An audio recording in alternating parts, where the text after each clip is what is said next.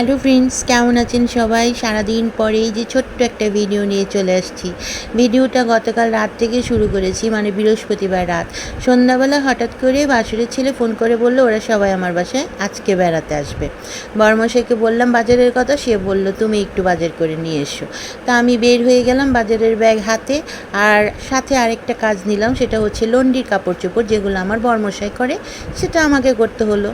যাই হোক, সব কিছু বাইরের কাজ সেরে বাজার নিয়ে বাসায় আসলাম। এই যে সবজি বাজার, কচু, ঢ্যাঁড়স, গাজর, পেঁপে, পটল, যত রকমের সবজি আছে নিরামিষ রান্না করার জন্য সব নিয়ে আসলাম, কারণ নিরামিষ পদে পদে রান্না করতে হবে তো।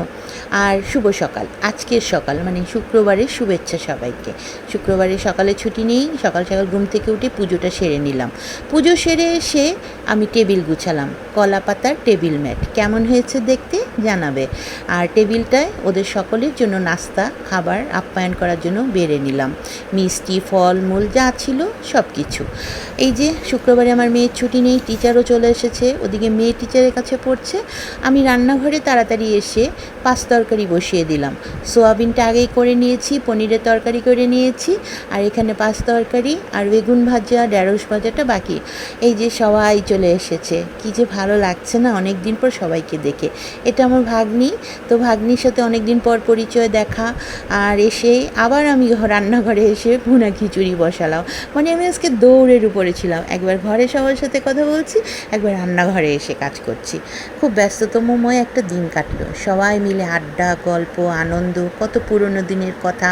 যাই হোক, ভালো কাটলো, সুন্দর কাটলো সময়টা। দুপুরবেলা ভাগনাকে ফোন করলাম তাড়াতাড়ি এসো, কারণ আমার ভাগনা একটাই, ভাগনা মহাশয়, সে আমার হাতে রান্না খেতে খুব পছন্দ করে, আর ওকে খাওয়াতেও আমার খুব ভালো লাগে। তো এই যে সবাই খাওয়া দাওয়া করে আবার বসে পড়লাম গল্প করতে। আর এই যে আমার কিউটি সোনামণি দিদি ভাই দিদিমণি, আমার নাতনি, যাকে আমি ওটি থেকে প্রথম কোলে করে এনে ওটির মানে ভিতরে ও আমার কোলে এসেছে, আর সেই নাতনি আমাকে দেখতে চলে এসেছে, আমার সোনাটা। এই যে ওর সাথে একটু ভিডিও করলাম, আনন্দ করলাম, সারাটা দিন খুব বেশ ভালো কাটলো, আনন্দে কাটলো।